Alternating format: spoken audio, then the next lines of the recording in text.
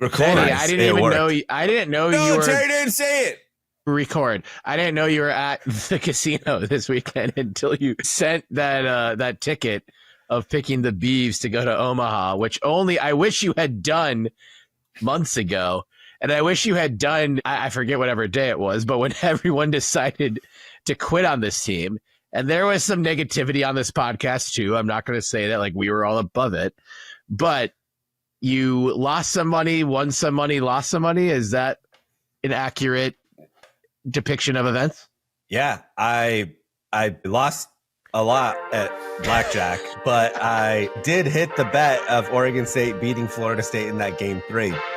Hell yeah. And that's really worth 4x face value. Yeah, that's what I'm going to tell him when I go cash in the ticket.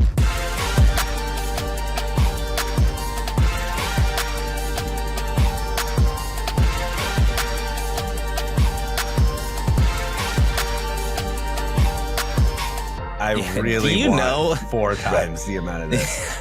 You owe me. Just based on the stress that I felt after almost giving up a 10-run lead in that game. Almost. Yeah, come on. But the stress was real. But yeah, you could see it getting chipped away, and it was just like, here we go. And it was like, I know there are only 9 innings in the game, but somehow 37 innings started with a Florida State leadoff walk. That's what it felt like. While watching that lead just dwindle. Oh, man. As the clock, vastly approached midnight here in the Central Time Zone, which I was sure to complain about once. I didn't complain about it after that, but I was fine. You let us know. Yeah, I called you out. Well, here's the thing, and I don't want this to be a thing, but there is an adjustment that I have to make because none of us needed to do this. We didn't used to have to do this. But going from watching Major League Baseball, which has a enforced pitch clock, to college baseball, where there is no pitch clock, is a little bit, I can see the difference. And I'm not complaining. If I swear to God, if I get a bunch of purists in my mentions, I'm going to block all of you. The one comment that Sam made while watching the game with me was, I feel like there should be a pitch clock here too. What are we doing? What are we doing? Well, I don't mind that there's not. I loved every minute of it. I loved the Beaver can dam of Coors Lights, Topo Chico cans that turned into water bottles and then back to beer cans and whatever the story there was. God, it did. I loved Goss in absolutely dressed to impress. Goss looked amazing. That sunset over Corvallis over that last game. Just a phenomenal weekend in Corvallis, and what a way to end the year of athletic events on campus, which has been a difficult year for so many reasons, but not without its great moments. And I'm glad we got to punctuate those great moments with Mitch Canham's first and well-deserved trip to Omaha as the head coach of Oregon State baseball. Yeah, man. And I'm glad it won Benny $100 too, after you lost a not mentioned number of dollars. Let's go. Come on. What are we at? Yeah. Well, hey, listen, I honestly was trying to put money on Oregon State winning the whole thing, and they were at 12-1 odds. Now they're at 6.5-1 odds. So I'm really 6.5. Okay. Yeah, they're plus 650 right now. The Bet MGM didn't have it though. Only DraftKings did, and Washington doesn't allow me to bet on DraftKings. But yeah, it was even sweeter. Honestly, at the end of the game, Yuri was like, "Nice, you won." And I was like, "I know we won." And she's like, "No, your bet." And I had totally forgot about it because I was so invested in us going to Omaha. Yeah, it was a great feeling. Yeah. When people talk about hedging their bets, I'm just like, fuck, just bet on the team you want to win to win. Yeah. Because even if it's like your favorite team, oh, you lost the Super Bowl, but you won $100, it's like, I don't care. I'm just mad at myself now. Yeah. This money's tainted. It will not bring me happiness. Yeah. But when you do it for the other way, you're not even thinking about it. And then it's a moment later. It's like, oh, $1 too? Fuck yeah. Yeah, right. And yeah, forgetting about it and then remembering it was great. One other thing, kind of betting related, more so, well, not really betting related, but last week, we all gave predictions of what we thought Oregon State was going to do in the Super Regionals. And I want to say we had different scenario. We all guessed we'd win 2-1, but we all had different scenarios. But all of those scenarios sort of happened, right? Because I said that we'd lose game 1 because we're facing Arnold, which they we won game 1, and he pitched game 2. And JP, you said that we'd lose game 2. So we're both kind of right, Terry. I forget what your scenario was, but Terry, you were wrong. When you said we gave predictions, here's what they are. I'm like, oh, I'm interested to learn what I said last week. Yeah. I don't know. I think you just said we. Ever since we mastered the editing and producing of this podcast, and like JP doesn't need our help with anything anymore. And, episode 5, I think I listened to like 9 times after it came out. Episode 182, I'm like, Jay's got this. It's fine. I could listen to me and my friends talk, but I just lived it, and I'm sure it's good. So yeah, I know I didn't predict us to lose though, so I'm at least right in that regard. Yeah. And I think I said both Dax and Kleinschmidt would slap, and they did. Oh, they did. Kleinschmidt was a losing effort, but I think we'll get into this. But of all of them, I think that there's a lot of encouraging signs from the Supers, and I think the most encouraging sign is how well Ethan Kleinschmidt pitched while matched up against what I think is the consensus number 1 pick for the draft later this summer. Yeah. At least top 3. And credit to Jamie Arnold. He lived up to it. I was like, fuck, this guy can pitch. And then Kleinschmidt would take them out, and the quality of pitching didn't dip at all. That was just a pitching masterclass for, I bet pitching coaches everywhere are watching this, just getting more and more excited. Until the point it got uncomfortable for everyone around them. That's how masterful this pitching was. It was pretty amazing. Yeah. I don't know. What was your guys' favorite part of the Super Regional? What got you the most excited? Winning. Other than the result. Oh, man. A Caraway's Grand Slam, which may be obvious. But that was when I was like, all right, we're fucking doing it. Like, I knew Florida State was going to come back and test us. Or at least make it like I knew we weren't going to win that game by 1,000 runs, which is what it felt like. But Caraway's Grand Slam was kind of like, I heard the ping off the bat, and the way it translated in my head was the bat yelling, "We're going to Omaha." Yeah, I heard it. That was sort of the feeling after which is basically just saying winning, like what JP said. It's like whatever the moment you believed, like this is happening for sure. Yeah, I think that the first inning of game 3 was the roller coaster for me that I enjoyed the most, obviously because we had the better outcome. But it was like, they get 2 and we're like, I'm sitting there, I'm like, oh no, here we go. Yeah. Like, are we gonna claw and scratch to like make this a game? Because the bats were pretty quiet in game 1 and game 2. Yeah. And we've had a lot of games where we've gone down and then we either had nothing to show for it afterwards, or we've had these like claw and scratch efforts where we're like, okay, we're clearly trying to put something together. It's maybe working, it's maybe not. And I was like, this is not the game where you need to rely on guys to just be like slapping singles and sack bunting guys to victory. Like, we need to turn this around. And then I'm like, okay, well, not terrible. 2 runs. Let's see what we got. And then a 7 spot. I'm like, okay, yeah, we got this. Yeah. I think this weekend, I've never felt that we were going to not make it to Omaha as many times as I felt this weekend. My favorite part was Craig's tying line drive in the bottom of the 9th. Craig was fantastic. He really was. Yeah. I think that so many guys were, but like game 1 was like, JP, you made a good point. Innings 1 to 8 were not that exciting, but I think that inning 9 was like a 5-act Shakespearean masterpiece. Man, oh my God. And knowing that Arnold, you're going to have to face Arnold the next day, it sort of felt like you have to win this game. Yeah. Or it's what a chess move by Florida State. I mean, it paid off in a sense, but like, yeah, I mean, they had game 1 in the bag. Yeah. And they didn't go with Arnold.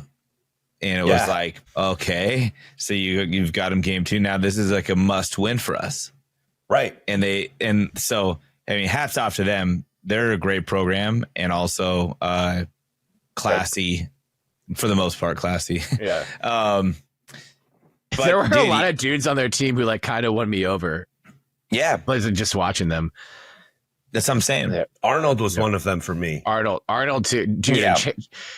Is Chase Williams the fastest player you've watched since Kenny Lofton? Yeah. Because he seemed like it. He's so fast. He had one that went right to Craig, who was like on the line and somehow almost beat it out. And we got the out. I think that was one of the outs in the 9th of Game 3. But I was like, how the fuck was that close? Yeah. The announcer was like, that looked easier than what it was. And Right. I was like, oh, it did look very easy. And Right. he looked like he was running as fast as he could. And he did almost get beat out, like you said. But yeah, I don't know. I think that it sort of felt like this is a team of destiny right now. Like there's something in the air that's not allowing this team to lose. It felt like we had our backs against the ropes so many times this weekend. And I mean, the good programs just figure out a way to win. And they did. Yeah, deep programs. Yeah. I think we're finally maybe seeing the talent stacking that Canham and Co have done for the last 5 years, and it's going to pay off. I mean, we're too talented across the board to not make noise, and I think what's been tough for Beaver fans is that we've always had like a crutch player to lean on. Especially in pretty much all of our runs too, let's be honest. And this season, it's like no one's really been the dude. Like we don't have an Ellsbury, we don't have Dallas Buck, we don't have a Barney. Like, I mean, we don't have an Adley, we don't have a Madrigal. Like, we don't have a Larnack. Like we just have. I mean, no disrespect to the guys on the team by any means, but there were moments, and maybe they still will have their moment, but there were moments where all those players before Omaha or before the regionals or super regionals defined that they were the guy for that year. Yeah. And I just feel like we've never really had anyone grab that. But in a sense, I think that's okay because we have 10 of them. Like it isn't something that we need to lean on. It's definitely not the sexiest in terms of like where future prospects are rated now. Like that was kind of a big thing with the 2018 team where it was like, and 5 guys are already going to be like the top prospect. And that was also when the draft happened before the College World Series. But so we knew where these guys were going, and Adley had already, no, not 2018. Adley had been the number 1 pick, but he was what we knew he was going to be the number 1 pick the next year, essentially. But Madrigal and Larnack had already been, Quan had been drafted, and it's just like these guys aren't like the MLB draft minor league scout nerds delight, but they're all just good and deep. I think, but they're on their radar. They're on their radar for sure. On their radar forever. Charlie's been on their radar forever. And like Iva's up there as well. Yeah, so Iva's like up you there. said, not Iva's to a diminish first-round anything. He's a top 10 pick for sure. Yeah. But again, draft aside, I mean, Kwani wasn't the guy at Oregon State either, and he ended up, just becoming the guy through the system and as he just grew as a player in the pros. But we don't have a guy. And I think that actually might be the difference in the makeups, the biggest difference in the makeups between like a Casey team and a Canham team is the less reliance on, hey, you're the one we need to step up. Instead, it's like, hey, all of you step up. Yeah. Somebody figure it out. Or, most of you figure it out, and then let's move on. So I think we saw that this weekend a lot. We did talk about this a little bit last week about like, who do we need to like be the hero? We all kind of, gave differing perspectives. I think Benny, you and I were more so like kind of naming the guys, but we all agree that if it's really going to happen, it's going to have to be with people whose names we aren't mentioning in a sense. Absolutely. But it ended up happening with everybody. Yeah. Well, and you look at Bryce like Hubbard's the guys, pinch hitting, and like that's exactly what I was going to say. Is these guys that don't get a lot of playing time. Dallas Macias, he had his moment, like we called. These guys that aren't getting a lot of at bats are being put in positions that are high pressure situations that they're being put in, and they're coming through. I think if there is going to be the guy, if we have a run in Omaha, it's going to be Trent Caraway. Because we knew that he had the talent.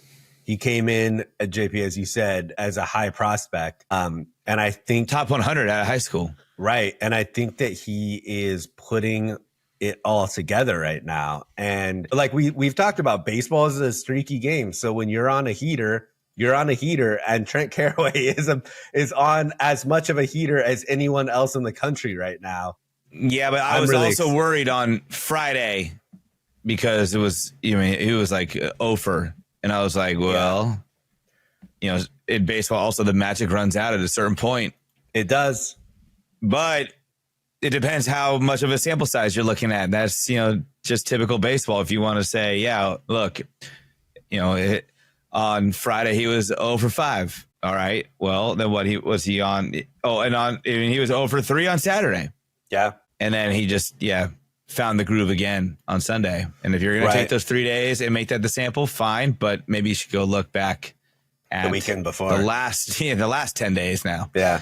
Because that'll tell you otherwise. But I agree. I think that Caraway needs to be the guy, and not to carry the team, but to deliver the final blow, to deliver the big punch. That's where I think we do lack. And that is a trait of a team that you have to have, whether it's offensively or pitching. You have to have a guy in Omaha that can deliver that final punch, that knockout punch. Yeah.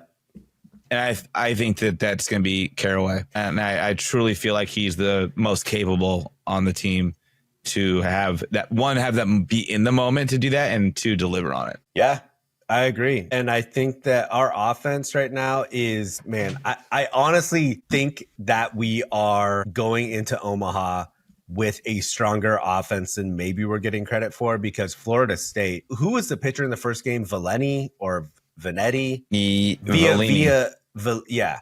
was amazing. And it wasn't our offense that was just struggling. Like, he was throwing some nasty stuff out there. And then Arnold. And really, those were the 2 games in the last 2 weeks that we really struggled offensively. And I think we're going in with some serious, on a heater, I guess, if you will, offensively. But our pitching was incredible. Terry, you alluded to it. Kleinschmidt was off the charts. Whitney was off the charts. We had a little bit of a problem in game 3 with our bullpen, but then you throw Keljo in at the end, and he was able to shut it down and have one of the best celebrations I've ever seen in sports. Keljo was, and that celebration is amazing, but also Zach Kamat's getting, to that spot where Keljo could come in with 2 outs in the 9th. Yeah, Kamat's had a great game too. There's enough guys in that pen who can, really play. And let's not forget, Florida State is one of the best slugging teams in the country. It's a team with more than 100 home runs, lots of firepower. And, Zach Lodis, who was the ACC Player of the Year, didn't do much at the plate. A bunch of other guys did. I'm not worried. He's also, he was more a defensive guy, and he did do a lot on the field.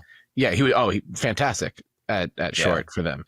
Yeah. But I'm not worried about, Life Palmer, because he came in and surrendered a run or 2, or, Kellen Oaks, that's the type of stuff where it's you're playing high powered offensive opposition at this point. No one's bad at this point. Even trying to I listened to a little bit about Louisville on College Baseball Podcast today, and it's just you're not, teams will have certain strengths or whatever, but no one's really going to be weak in any areas. There's 8 teams left in the country.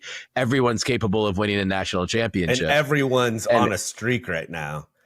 Everyone just that's how you get there. This tournament is already pretty drunk with the dramatics and heroics that have happened. The tournament too? Even in the regionals, Louisville is the reason that Vanderbilt's not here anymore. The number 1 overall seed in the entire tournament when this started, and we were at 64 teams. So Friday's going to be pretty exciting. But I think we had a tough road.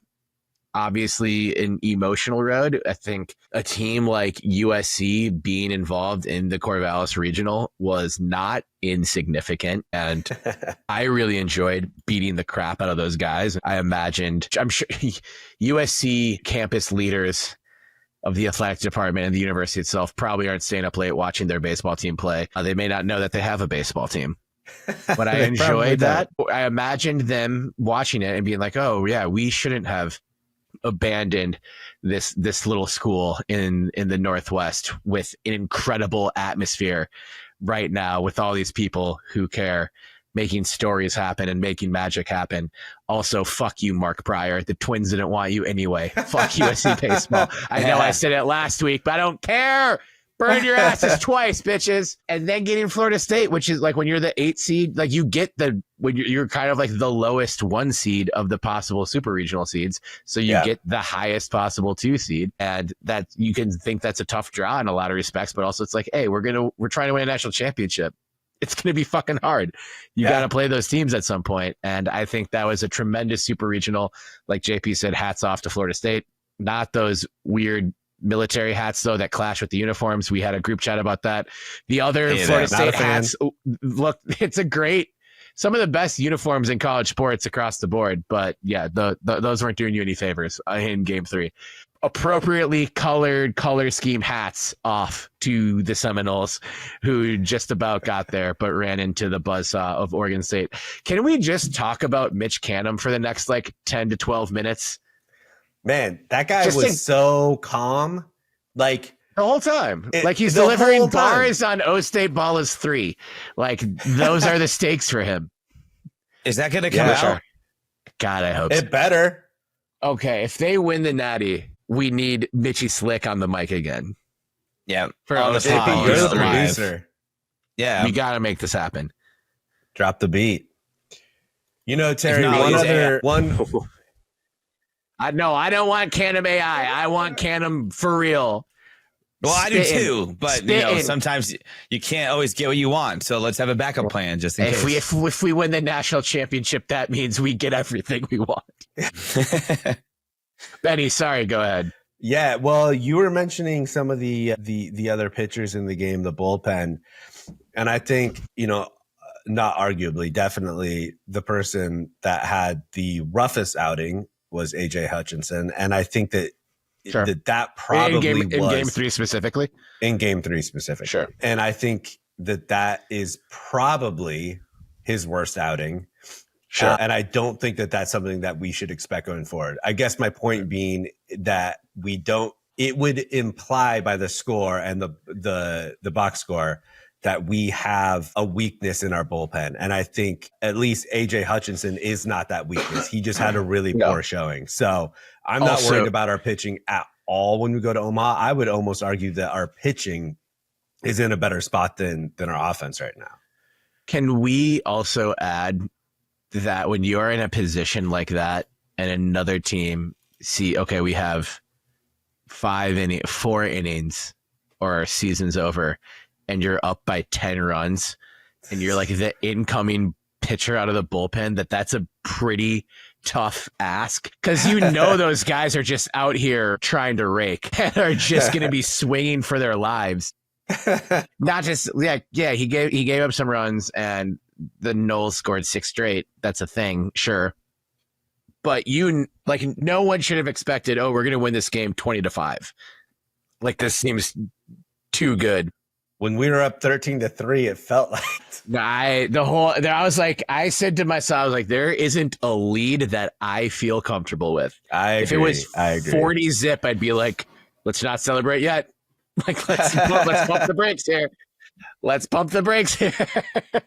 It's just a tough ask, for a relief pitcher where it's these guys on the other side there can see it and they have to come up with the best baseball of their lives to keep their season going. And they're just going to give you everything that they fucking have. And that's also just part of postseason baseball. But with the 10-run lead, protect it at all costs. He still did. He didn't give up 10 runs. So that is true. And talk about a position to be put in where if you do exceptional, no one's going to remember because you're up 10 runs. At all. People are only going to remember if you fuck it up. That's and fair. I think one of those. Well, and the batters are just approaching things different because it's like, oh, we can't be this patient as we normally are. So like your Be much scouting more reports is aggressive. completely off. Like, right. I'm not worried about AJ. Yeah, Shouts to AJ. not at all. Well, and you need to have a really strong bullpen if you're going to do anything in Omaha, right? Because you're playing on Friday and then Sunday and then Tuesday and Wednesday if needed. Like you're playing rapid fire games and Friday, MLB Sunday, Wednesday, Thursday, Saturday, Sunday, Monday. That's right. Well, Saturday, Sunday. That's and the I plan. guess that's not That is the too plan. much different than what the season would call for, but it is more games than what they're typically going to see in a week and a half. Yeah, period. but that Tuesday is not going to feel like a midweek against San Diego. Yeah, right. So the point being is like in offense major to the leagues, like Toreros. you do have a staff that's built around having a game every single day. College isn't. So your bullpen's so important to be able to make a run in Omaha. And I think from what we saw these last 2 weeks, like our bullpen's in really, really good shape right now. And I think that is something to hang the hat on that makes me feel better about our chances this next weekend. Word. Yeah, Word. I like it. I wonder how that batter feels doing the pinch small taunt at Hutchison now. I didn't catch that, but I know you had mentioned it in the group chat, which is the most ridiculous gesture to make when you're down by as many runs as Florida State. What was his name? Was it the first baseman Max Williams or something? Was that his name? Yeah. Freshman. Yeah, hits that bomb and just rounds the corner with the pinch and Small guy. Somebody did that in the NBA and that's just become a thing. I'm trying to think who did that.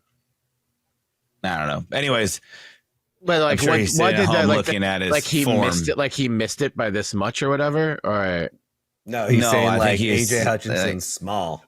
Yeah. oh, Yeah, he could have just yeah. done the clear palm out, push down gesture that we've all accepted as he's too small. Yeah. I don't know. Maybe they would have won had he done that. Talk about the Think- gesture that they did in the think about World your Cup. the amount life of runs you're Max. generating, Max, is too small. 5 is fewer than 14, sir. Yeah, when you had called that out, JP, it's just ridiculous. I didn't even notice it. There's like a few. I caught some catchers and Oh, there's some hitters. shine. Jine. I didn't see anything too crazy, but The Mendez dude, he's a jar for Florida State too, and so What they've was got the some one dudes that that'll do was that. where the I think catcher Turley hit a bomb off him, and he was mouthing for Turley about it. was that did what Turley it was? hit it too fucking hard? Turley damaged the batter's eye, which they didn't Yeah. appreciate. How dare I'm you guys hurt your remembering own one stadium. where I think it was when we bunted when we were up by 9 or 10 or something, and their catcher took offense. Sure. to that. Oh yeah, But it's game. Yeah. It's an elimination game. Like And you also, play baseball. to win the game. I'm pro bunting whenever the fuck you want to bunt in any baseball scenario. Yeah. When like the Yeah, there's major no rule. leaguers get mad about things like that, I'm just like, dude, it's then don't bring the infield in or don't shift or don't do this if you don't want them to Yeah. bunt. Like Or- I have be zero better. patience. I have zero patience for shit like that. But yeah. Unwritten Anyway. rules of baseball. Yeah. They're not. Write they're them not- down. They're only fun from a fan perspective. If it's your unwritten rule about you Yeah. viewing being and violated partaking by a in- team your favorite team is playing. Yeah. No, I mean, Now, like, I like bat flips, but that bat flip was offensive. yeah, That was a joke. I love all bat flips, FYI. I do. Just I do want love the record bat to say flips. that. Oh, speaking Big- of bat flips, AJ Singer's bat flip when he had the game winning line drive in game 1. Yeah. I don't think he meant to do it, but he flipped it Oh. right at Florida State's dugout. I loved it. I don't know if Everything's Florida State intentional in appreciated baseball, dude. it. Yeah. Yeah, Everything. right. Hey, speaking of AJ Singer, he had an excellent series too. AJ, he was Hats off awesome. to him. Yeah, he was so goddamn good. Yeah, he really was. We really should just.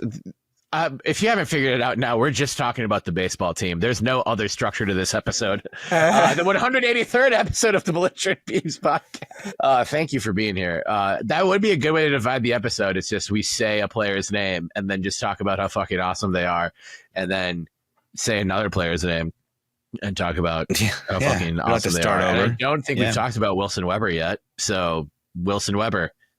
Oh, yeah, fucking awesome. You had a good series when Wilson Weber comes up. What are we, half an hour into the episode? Oh, he was so good, though. He was. He really was. Like top to bottom, they were. I thought. Yeah. But Wilson Weber especially. Yeah, I mean, I don't have a complaint about anyone on this team going to Omaha. So I'm not going to be on here talking shit. But yes, let's give Wilson Weber his flowers for just the defensive catching was great. Yeah, throws the first were great. I noticed that him behind the plate is like such a weapon. Yeah, but him behind the plate, he looks so old school back there. There's something about the way he sets like up Jake or his Taylor. mask or something. Yeah, it's really like it was a weird deja vu moment when I was like noticing that his Crash Davis, Bull Durham. No, like I'm just gonna keep saying old movies. When I noticed that he was like wearing like an old school mask, like something about everything in the environment, I was like, yeah, that dude just got catcher written all over him. He does everything right. You don't have to worry about him, and he can still contribute offensively. Like that's a huge bonus in college baseball. I mean, there are the teams that win have catchers that can contribute on the offensive side. Yeah. Well, and on the defensive side, his back picks are so casual and nonchalant. I'm surprised he hasn't gotten somebody yet, or at least in the regional or super regionals. But that move is elite for sure. Let me throw a proposal out to you guys, and we'll just try this on and see how it works. I'm not super confident in it, but I wanna try it. Batting practice, if you will. You know how we call Drew Eubanks the Shack of Troutdale, or how people call Drew Eubanks the Shack of Troutdale? Okay. Some people call Drew Eubanks the Shack of Troutdale. Wilson Weber, Sam Barlow High School's finest, the Pudge of Gresham. Okay, that fits. Pudge Rodriguez, of course. The Pudge of Gresham. Pudge fits him well. I'm not a Pudge guy, so I won't. So I won't fully co-sign this. But, well, what's a more like iconic catcher? I know, like Buster Posey, but I don't know Piazza. if there's like. But okay, what was Piazza's nickname though? Pizza. Pizza Piazza. Piazza. It's not the same. Like we know who you're talking about. What catchers have a nickname other than Ivan Rodriguez? That's why I thought of Pudge. Pudge is an awesome Pudge. Even if you don't like Ivan Rodriguez, Pudge is an awesome nickname. Buster's name isn't Buster; it's Gerald. Is it? Oh, I didn't know it was Gerald. Yeah. Well, Joe Mowers is actually Sideburns, but Sideburns Joe. Anyway, we don't have to call him the Pudge. We don't have to call him the Pudge of Gresham, but no, Gerald Dempsey, Buster Posey, Buster the nickname. Dude, when I was the first house that my parents lived in when I was born was in Sam Barlow's district. So shout out Sam Barlow High School and shout out Wilson Weber, Barlow's finest. We can call him Barlow's too, or we can just call him Wilson fucking Weber, the best goddamn catcher on the planet. I don't care what we call him. It just Pudge of Gresham occurred to me, and I wanted to put it in the ether, and now it's out there. It's there now. It's there now. It's there now. You did your job. I don't know. Terry. Maybe Willie just needs his own nickname. Willie's good. Yeah, Willie Terry, is good. You're going out to the game on Sunday. I will be in Omaha. You'll be in Omaha at the game. I'm celebrating Father's Day with my dad at our second game in Omaha. I'm so excited. I've never been to the College World Series before. It's funny because we'll be playing Arizona or Coastal Carolina. And my question is, who would you prefer that we match up with? Well, I'd prefer it to be in whatever Murray State. the winner's bracket is. The And Racers. Ja Morant is batting leadoff. Yeah. Have you seen their that's baseball lazy. stadium, by the way? Not to go too far aside, but have you seen their baseball stadium? No, I can only imagine What's that it- it is what's it super like? small. It has like seating right behind home plate, and then like That's it. you can walk up to the netting between Fuck like yeah. home plate and the dugouts. I love it. I love that. It's- that it is seats a like team 800 that's going to people. Omaha. Yeah. Man. Perfect. Yeah. That's baseball. Like we have a great setup of town ball leagues in Minnesota. I go to town ball games whenever I can because of stuff like that. So I'm happy that a town ball team of just beer league firefighters is in the College World Series. And of course, Ja Morant, who does bat leadoff. I'd love the matchup with Arizona, just old foe. And Arizona's not the top of my list of villains for the realignment mess that we find ourselves in. And I don't want this to turn into a realignment, let's go through everyone we hate episode. But they did, Oh, why not? they bailed at a certain point, and it would be great to beat them too. But I think Yep. Coastal is the stronger team.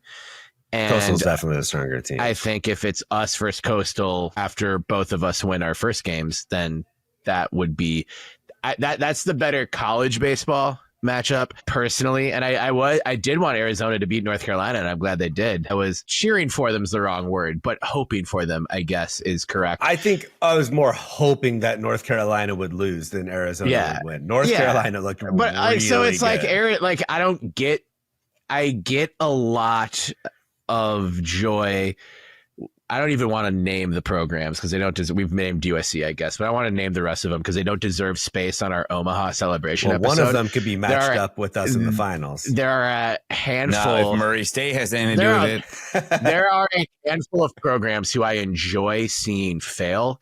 And like, there's just too many of those that Arizona is behind that I'm not like, oh yeah, now like fuck the Wildcats. Like, just like, putting my like fingertips together, whatever. Like, yeah, I still like fuck. Like, I think we could have put a dope conference together if those buttheads who bailed for the Big 12 were like, yeah, let's try and figure this out. But so that's really the only storyline available. So that's why I'd like to play Arizona. And just, I'm sure their athletic director is a piece of shit. And actually, a lot of leadership at Arizona is a piece of shit because they're like actually in full financial ruin, which makes all the decisions they've made recently even more shell-shocking. But we don't need to get deep into nefarious happenings in academia here. But that's a long answer to say, personally, I'd like to see Arizona, but the college baseball fan in me, I think the better matchup would be both us versus Coastal, both coming off wins. dude, Coastal Carolina's won like 23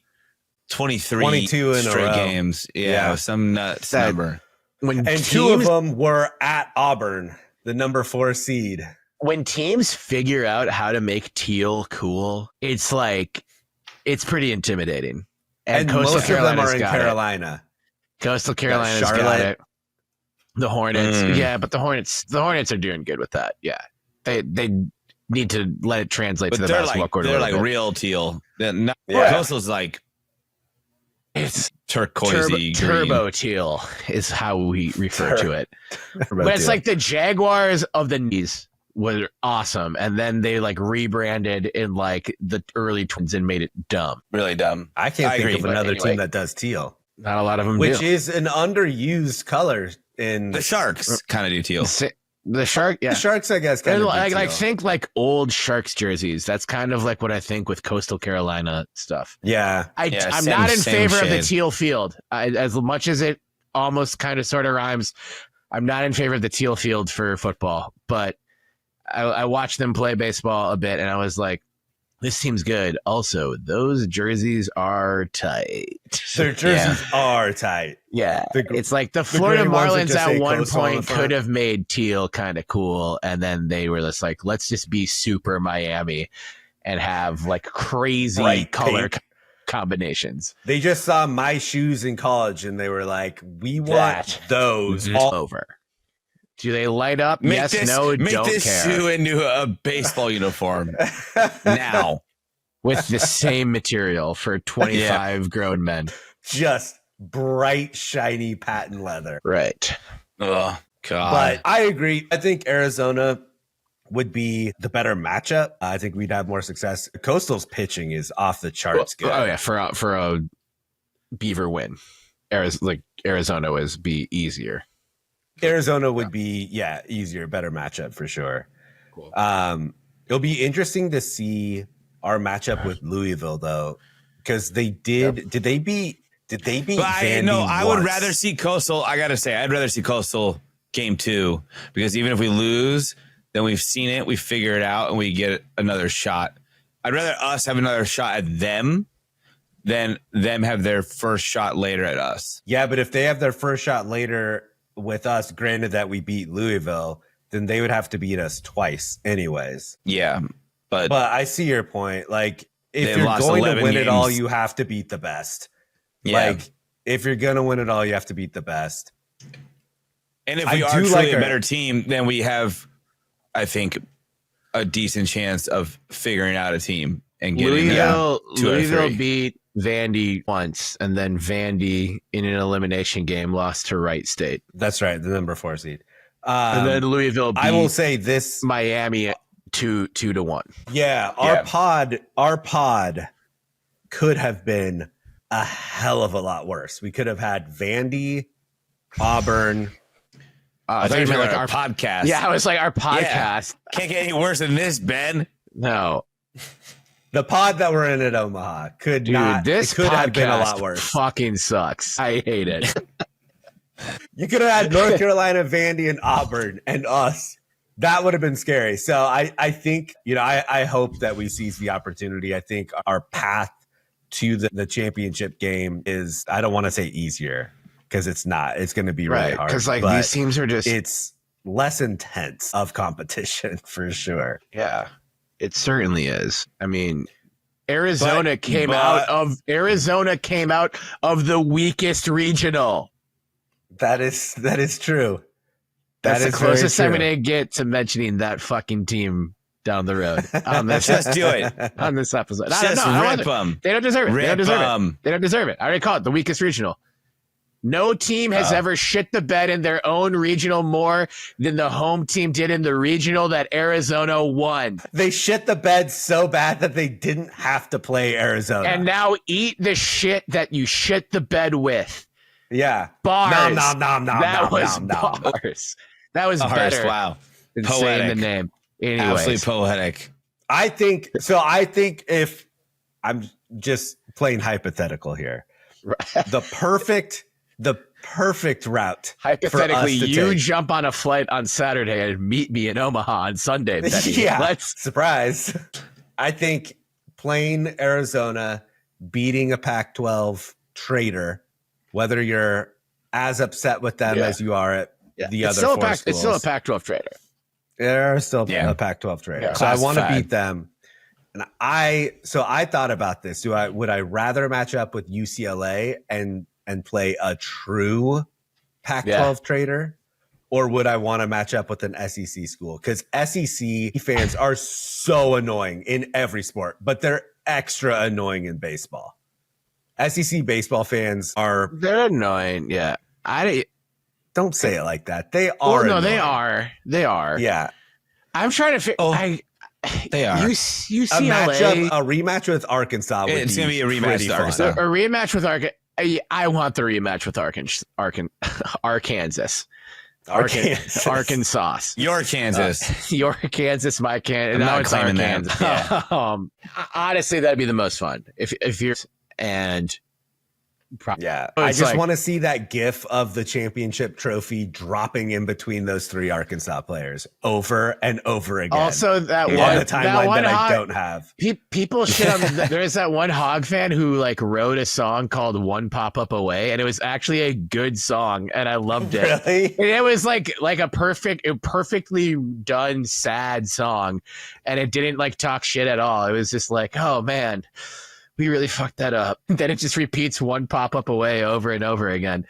And I would love for him to write another song about losing to Oregon State in the College World Series finals. Yeah, I want Arkansas. Hey man, love your music. Can you make another sad song? Yeah, let's make, like, I think what I want Oregon State to win the national championship. That's, of course, I'm not going to critique anything that happens.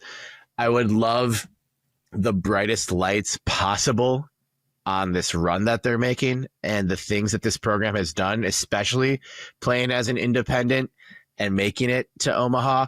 And I think that happens to the highest degree with an Oregon State Arkansas matchup in the finals. Like I think, or UCLA.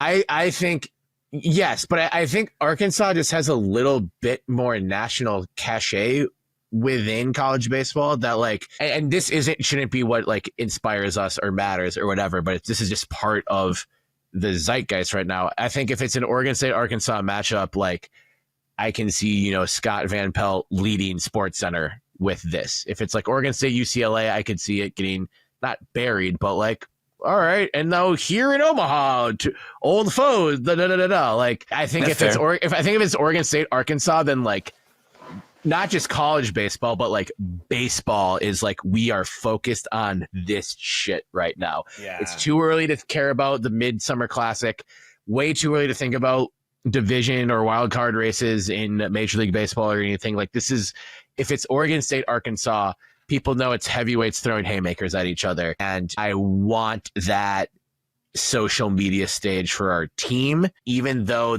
that's the reason that, like, I make, like, the argument I'm making right now is kind of like what I hate about sports. It's the College World Series finals. It should be a big deal that people make a big deal out of anyway for two teams making it that far.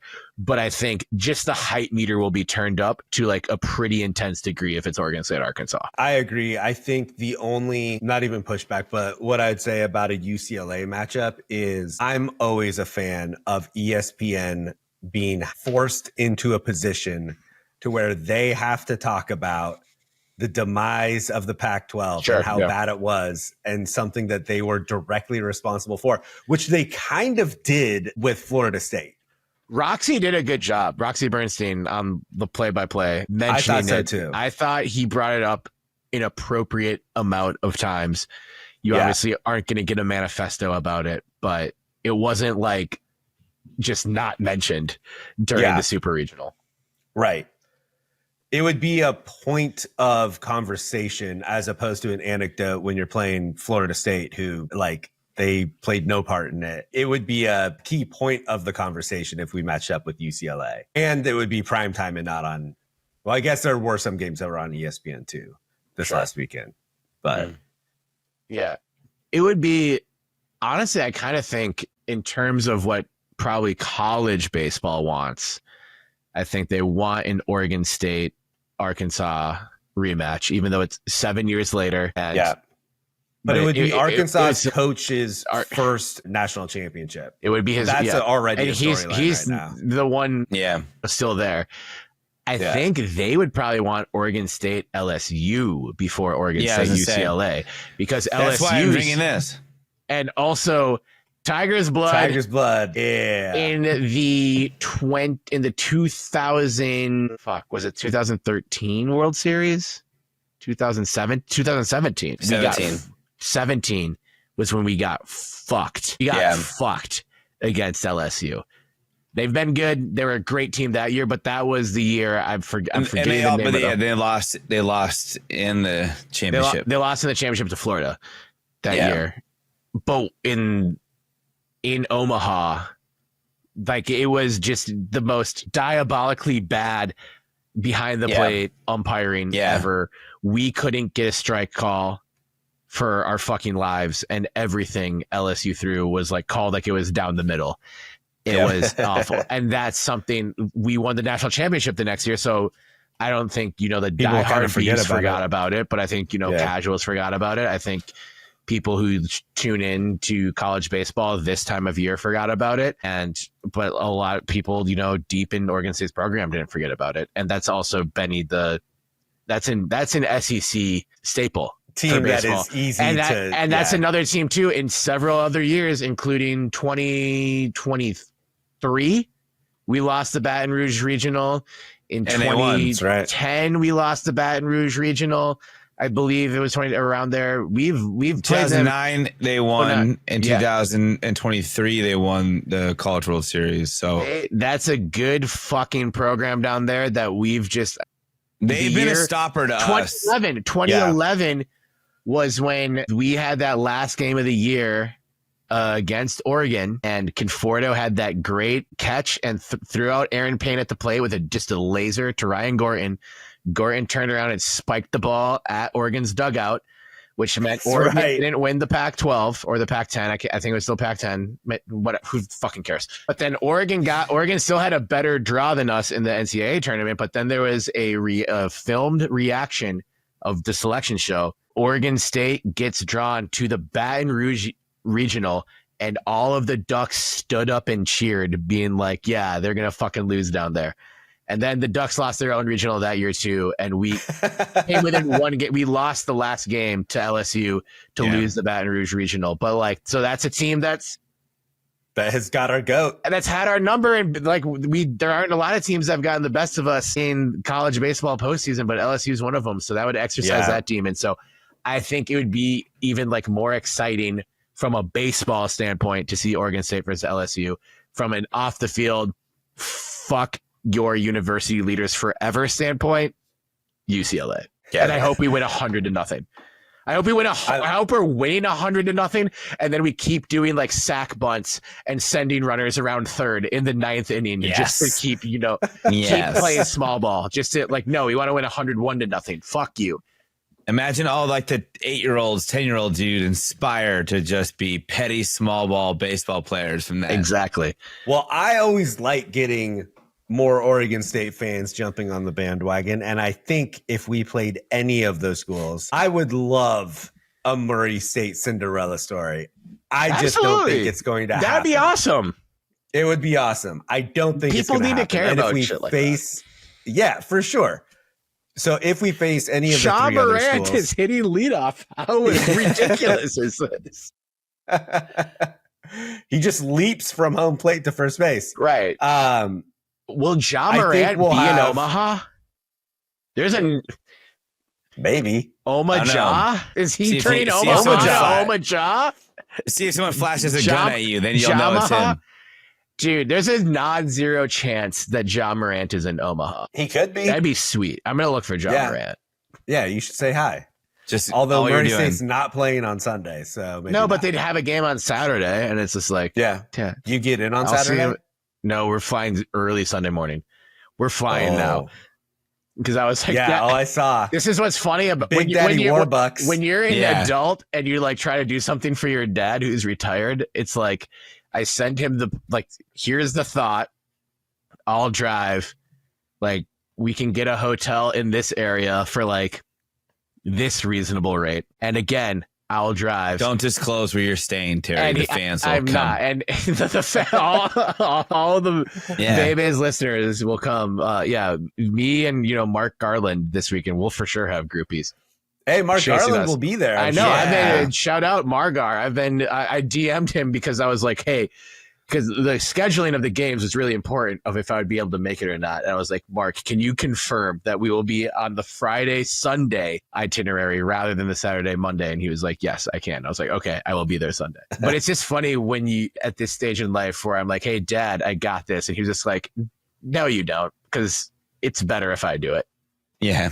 You're still a dumb He was child. Like, I have a Delta companion certificate that I need to use. So I'm just going to get us flights so that I don't have to sit in a car with you for 6 hours. Yeah, essentially. Yeah, man. And we can sit in first class for an hour and I'll go to bed. Yeah. Good job, Andy. So, and he was like, you can still get the tickets though. And I was like, yeah, I will. Happy Father's Day. This is an equal contribution trip we're taking for sure. From what I hear, if it's not an SEC school that's playing, you can get pretty reasonable tickets. I don't know if you've gotten them already. I have the Sundays. We're gonna go to both games Sunday regardless, just to see it. I hope we're in the winners game, which would be at 6 p.m. Central Time on Sunday. Yeah. But we're gonna go to the earlier game no matter what. But yeah, it's kind of crazy. Because there is an LSU Arkansas game for sure. Yeah, it's that on game, Saturday. The bleacher tickets for every game is like around $50. That one, it's like 220. Yeah, I was gonna say, I bet it's like at least 200 to get in. It's pretty wild. So if that had been one of the games, I'd happily just find a bar stool at Rocco's, throwing back Jell-O shots. I was just gonna ask, is Andy going to have a Jell-O shot at Rocco's? And I bet I can get him to do one. I'll be like, Dad, this is a thing. It's really important. You gotta do one. So who is gonna be? Tell him he needs to do all of the ones I would do if I was there. This is interesting though, because which is all of them. I don't. Yeah, just convince him that he would carry over for me, and then had Duke. I'll tell him how many I do. Had Duke be in Murray State, I would have been like, Duke will for sure be bringing up the rear in the Jell-O shot rankings. Like they'd for sure be 8th place. Like the year Stanford made it, and it was like Stanford's at like 1. 8th? Yeah. Because someone like thought it was like the lunch special by accident. I don't know, because I don't know enough about Murray State and like their fans, whatever. I think UCLA will be lame, probably. UCLA is going to be 8th place. Yeah. They'll be lame. Murray State's definitely going to be 8th place. They're not bringing, they don't have enough. They don't have a big enough base. Yeah, their fan base is so small. Dude, you guys, again, Ja Morant is going to be... Have you seen Ja Morant slam down Jell-O Murray shots? State, okay, so Murray State is in Kentucky. That's not super far. Like, they could travel well. If your argument is just Murray State's going to have the fewest amount of fans there, I get it. But I also can see them being like, this is our moment. Wait, this is a thing here. Yes, we're going to go crazy. LSU will be number 1. It's going to be LSU number 1. We're competing Arkansas for number 2. No, Arkansas number 2. Dude, the SEC schools send so many fans. Yeah, but they're bitches, Benny. I'm kidding. They are bitches. That's what I've been saying.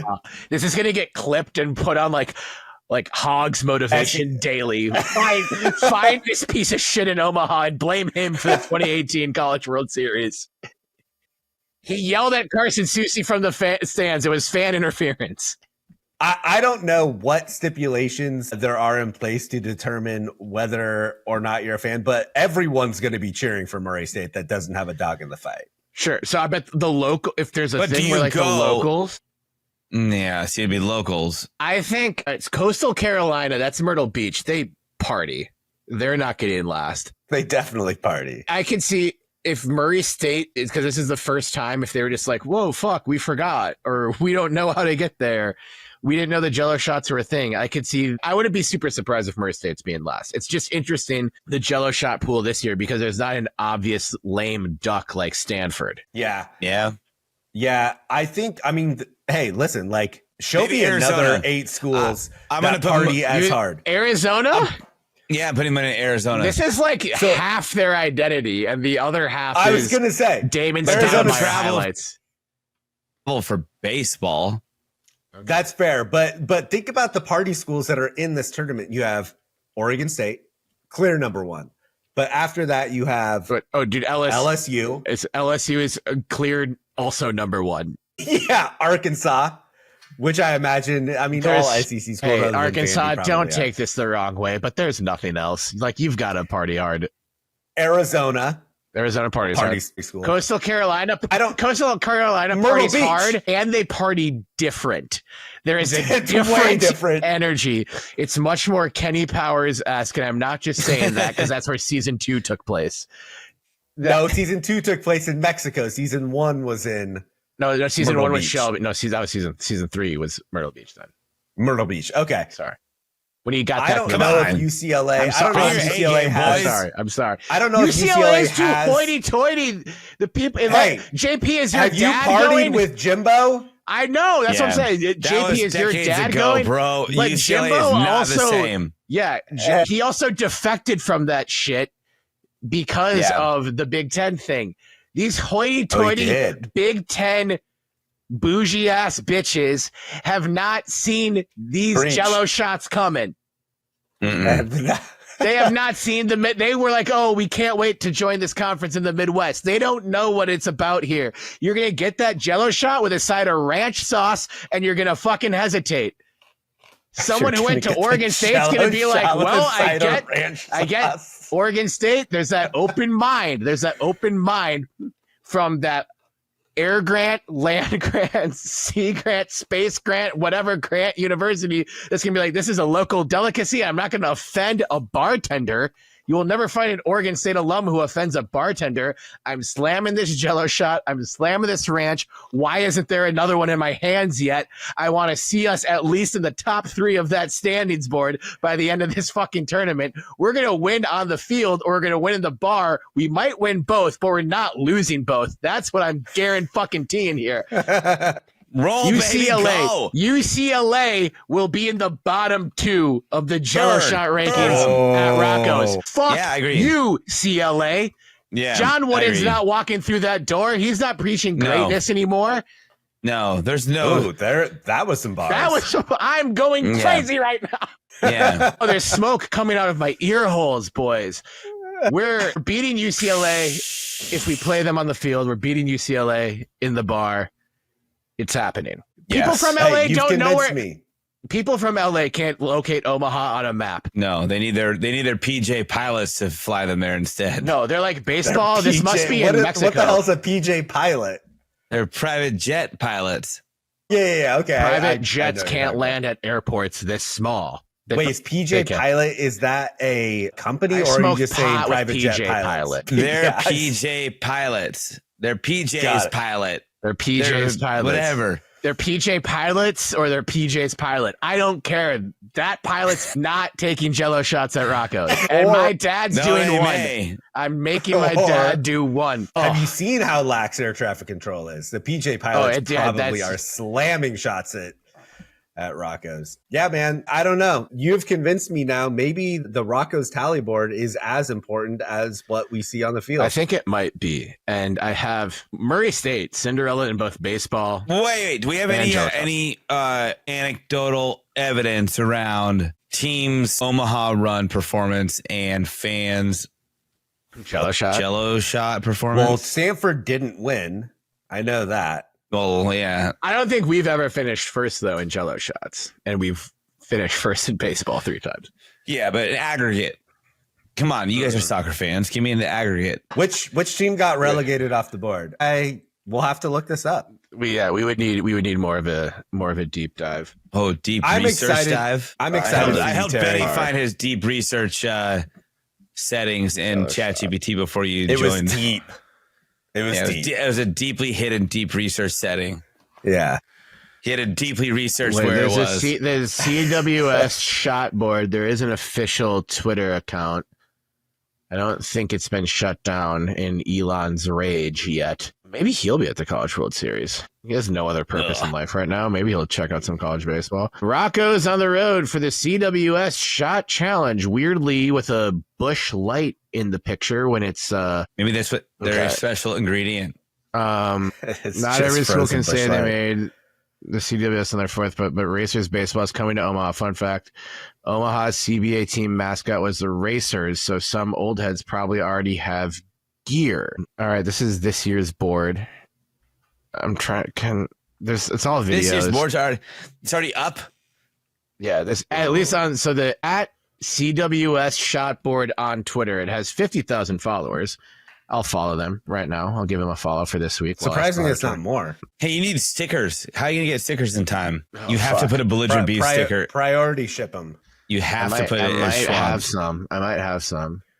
You have to put them at the stadium. Yeah, dude, find a little hidden spot. No, everywhere. Everywhere. Just can you overnight me some? Every time your eyes gaze towards something, you have to put a sticker on it. I'll be rocking this shirt. Yeah, JP, you should have left some when you came for my wedding because I know you had some. And I almost put some. I brought one with me. You had one. Damn it. I had my koozie. I don't know if I think I might have left my koozie. All right, so June. All right, okay. Why did you say it like that? I'm all excited now. Yeah, what? Well, the Jell-O Shot champion shirts from last year are orange and black, but that's because the Tennessee fans won last year's, so that's why they made them orange and black. But they kind of use like our orange. Nobody cares. Nobody cares, but let's make it orange and black back to back. Orange and black to back. Just spitting bars. I'm having a great My fucking God. night. I'm in my zone.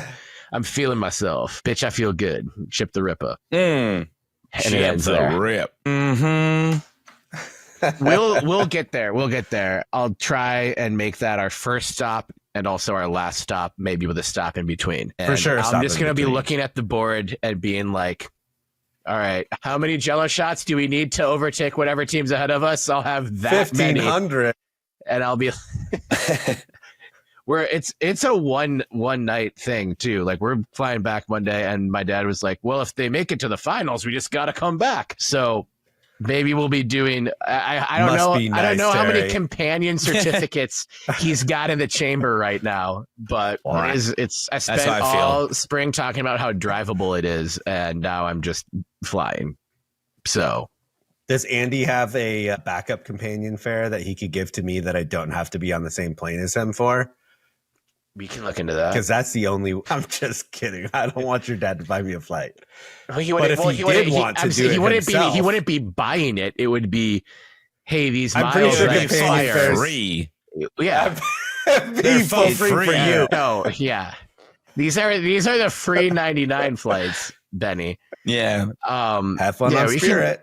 We can think about it. Oh, yeah. Well, you have to get on that flight now if you want to get there in time. Jesus. What are you doing here? Get off the show. What about me, guys? Did you hear about the guy who called a bomb threat on a Spirit airline flight because he was late for the flight and he didn't want it to leave without him? Dude, that's ridiculous. Like last week. The most egregious part of that is that flight's not leaving on time. The second most egregious thing is you calling it a bomb threat to your own flight. Yeah. Well, yeah. Was it you, JP? I mean, I was late. Hey. I mean, I didn't want it to leave. It was the only flight going back. Exactly. Yeah. Well, guys, are we gonna lift trophy number 4 by this time next week? No, it's 2 weeks from now. It would be yeah. We've got time off. Sorry, I'm getting ahead of myself. Clearly, yes. That's going to be my answer. The answer is yes, sir. The answer is so yes. How many stickers do you want? Surely, whatever amount you can get me, I'll make you. How many retro stickers do you want versus new stickers? How about 50 retro and 50 new? 50.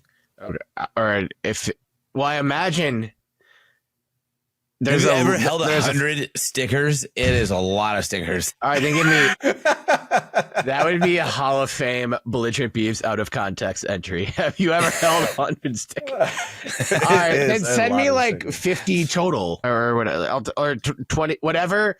Because you're not going to ship put 50 stickers up in 24 hours. Andy is going to get so mad at you. Then send me 20 retro and 20 new.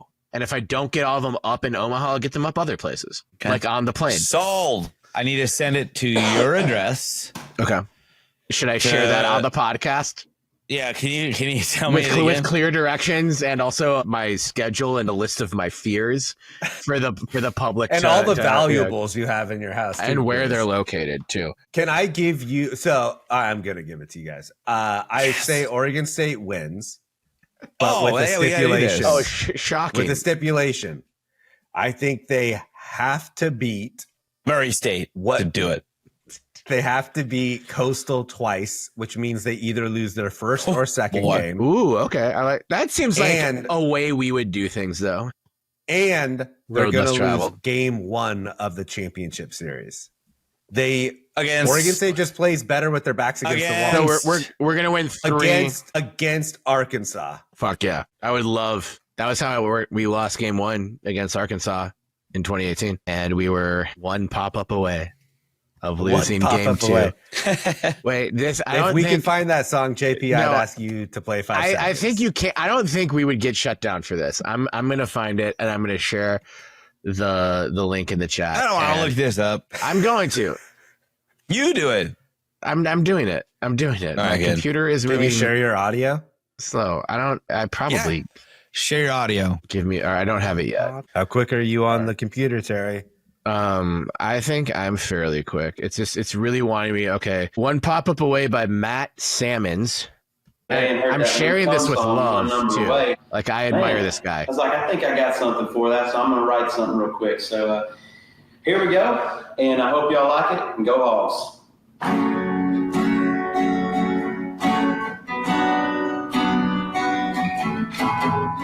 Were you sitting at home with your friends watching the TV? Were you staring a hole in the floor in disbelief? Were you seeing the same thing that you've seen 1,000 times? Sometimes being a Hawk fan will make you lose your mind. Well, if you're anything like me, you just might be doing whatever it takes to cheer on the boys. But were those fans making too much noise? Cause we were one pop-up away from calling the Hawks, winning it all, and we're dying. Inside my head's in a mess. Yeah, I confess, lied to myself when I thought I could stop blaming on the rain delay. Didn't play. You were only one pop-up away. And you stayed one pop-up away. That's enough, probably. Man, but only Oregon State can drive fans into writing sad country songs about how they got beat by Oregon State. Right.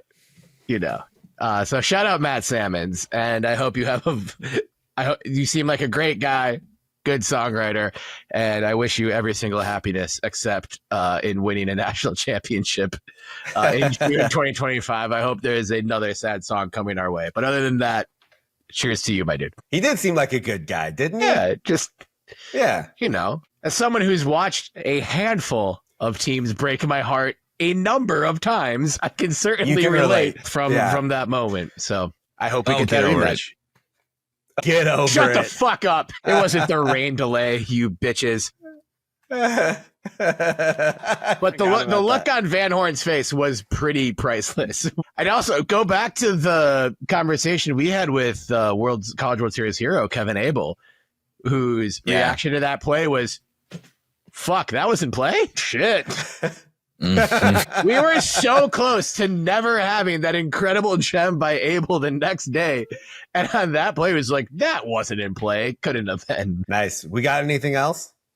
Shout out to Marie Gulich, Oregon State alum, and the German national team for women's basketball getting their Eurobasket journey started this week. Nice. Hell yeah. Go Germans. And Jacob Mellon on his first major league hit.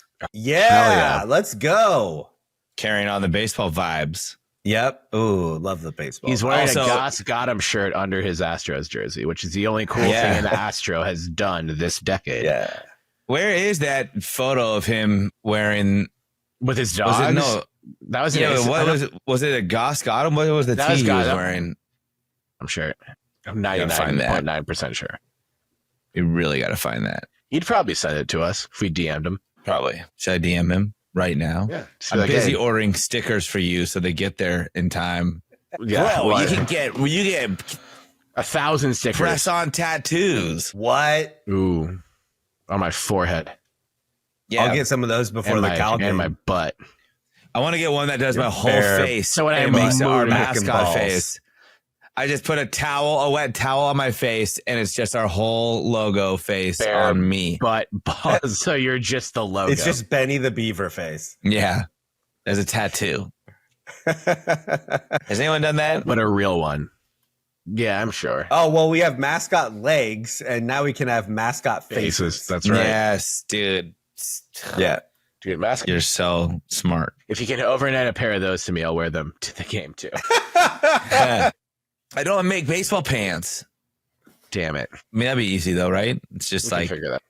Pants with the piping. Just do stripes on them. Okay. Yeah. Pinstripes. Just draw pinstripes on the football pants. We're going to do a choose your own adventure here. I really need to pee. Do you guys want to talk about more stuff, or should I end the episode? Talk about your end pee. the episode. What was that? Talk about your pee. Do it from the bathroom. That would be you guys. This microphone is plugged into the computer. It will not stretch that far. Is it a laptop? I don't have a wire.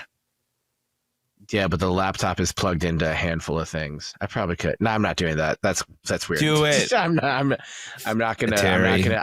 going to live stream. Terry, I don't want. I'm just going to mute myself. Terry, I'm going to mute myself. It was the I'm wings muting moment. myself. I'm new in town. I warned you. If you don't pee on the internet, that's the most unreasonable shit. I'm sorry. I didn't make it up. It happened. Okay. Well, now this is happening. All right. Yes. So. Yes. No, I'm not. I am not actually going to do what is suggestion. What are you actually going to do? Now I'm muting myself. Give me 1 second. Boo. Boo. Boo. You pussy. Yeah. Wait, are you bringing the camera in, but not the mic? No, the mic's there. Fuck. Is he muting this is himself? so expensive. This is crazy, Terry. I can't get you stickers in time. Dude, you should definitely not get him 40 stickers. That is so many stickers to hang up in 24 hours. He just wants Hey, stickers. Terry, go down to your basement. Show everyone your scary, spooky basement. Yes. I just want to know if Terry, any of those little fuckers ever bust through the wall. Terry, go pee in the basement. Where'd he go? He got killed by his basement goblins. Dude, are you really going to buy 40 stickers for Terry? No, you know how much it costs to just ship it there in time? It was $150 to ship him 60 stickers. Wow. Yeah, don't do that. No. How much does it cost to ship one sticker? One sticker? They don't should make be the one challenge. What do you have to buy them in? Like groups of 10? Depends. I found one now that might work, and this is hard. Why is it so fucking hard to make a goddamn sticker? Easy Are peel. you making one? I want to make it hard peel. I want to make it really difficult for Terry to peel the sticker off. One that doesn't have any side edges, that you just have to separate the back from the front by getting your fingernail in with there. your teeth. Ugh. And get the little. Do you use your teeth? I can never get my fingernail in there. I always end up ripping the sticker. Yeah, my kids do that too. I've become a sticker connoisseur, though. Oh, there he is. Oh, this is post P Terry, and I'm not vibing with this. No. Now we're looking at his cat. Cool. Terry, turn your mic on. Yeah, we can't hear you. We can't hear the cat purr. We can't hear the cat doing cat stuff. What? Still can't hear you. Cat doing cat stuff. We still can't hear you. Here we go. Terry, throw your headphones. He took them off gently. Damn it. God, wow, this is the best. Terry. This is the best end. Yes. Do it. The best end of our podcast episode ever. Yeah. Yeah. I bet we have all of our listeners still listening to Terry talking to a not working microphone. Yeah. See, we knew this was going to happen. Terry, it was the P. It was the P, which means you can never ever pee again. Nope, we can't hear you. And you can't ever pee again. It's over. Hope you have a big bladder. He's just waving his hands in the air like he just don't care. But he does, and he's getting really frustrated because we made him do this. You can tell he's getting frustrated with that smile. That is the frustrated Terry smile. He's about to throw headphones again for real. See it? The smile is wearing thin. Yeah. He's looking around like, where did this plug into? I don't remember how this works. This is play-by-play for those not watching on YouTube. Did you turn it on and turn it off, Terry? You should have listened to me. I said that you should have done the sign off first. But now you can't do the sign off, and I don't remember how it goes. I don't either. And it's wait, can you hear me now? I wish there was a reason for this. There is a flashing light, and I was like, wait, why is that flashing? That's never flashed before. Apparently that was a button that I accidentally hit, and it is the mute button. Is that a mute button? There's a mute button on Yeah. the microphone, and Yeah. So no, I'm here, and I'm not frustrated. I haven't thrown anything yet. I don't think I've sounded like a robot one time. JP can probably make that happen. No, you didn't. But I saw you throw something. I pretended. I think it was your cat. I pretended to throw. I would You never. threw I would your never cat. throw. I would never throw Kirby. I love her more than life itself. Kirby. That's a cute name. Nice. I pretended to throw my headphones because I'm a good sport. And I brought my whole setup into the bathroom so you couldn't blame me for any jinxing, which I don't understand why you guys love to do that shit. It's not funny. This is our livelihood. This is our team. This is our dream. I'm new in town. God damn it.